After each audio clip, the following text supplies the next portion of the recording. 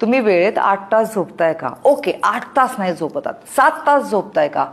चला 7 तास पण नाही, पण 6 तास साऊंड स्लीप तुम्हाला मिळते का? साऊंड स्लीप, म्हणजे म्हणजे मध्ये वॉशरूमला सुद्धा उठायचं नाहीये. ही झोप जरी तुमची व्यवस्थित असेल ना, तरीही तुमचं मेटाबॉलिझम स्ट्रॉंग राहतं आणि तुमचं वजन कमी व्हायला मदत होते. आता ही गोष्ट तुम्ही फार कमी ऐकली असेल. वजन कमी करायचं म्हणजे खूप सारा व्यायाम आणि आपल्या जेवणावरती कंट्रोल, हे तर तुम्ही ऐकलं असेलच. पण याचा संबंध तुमच्या झोपेशी सुद्धा आहे. आता तुम्ही काय खाताय? रोज सकाळी तुम्ही ब्रेकफास्ट करता का? जेवणात तुम्ही काय खाताय? तुम्ही जर पोळी पण भरपूर खात असाल आणि जर तुम्ही कार्ब्सचं प्रमाण जास्त ठेवलं असेल, भातही भरपूर खात असाल आणि तुम्ही म्हणताय माझं वजन कमी होत नाही, मी तर रोज चालतो किंवा मी तर रोज व्यायाम करते, असं नसतं.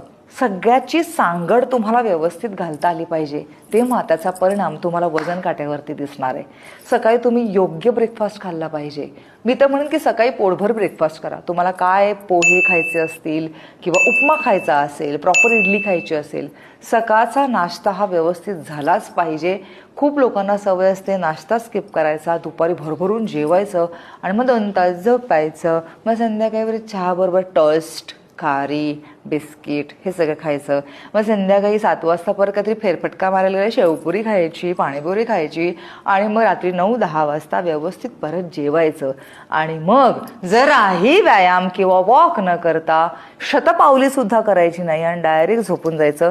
आणि मात्र अशा कमेंट्समध्ये प्रश्न लिहायचे की माझं वजन कमी होत नाहीये.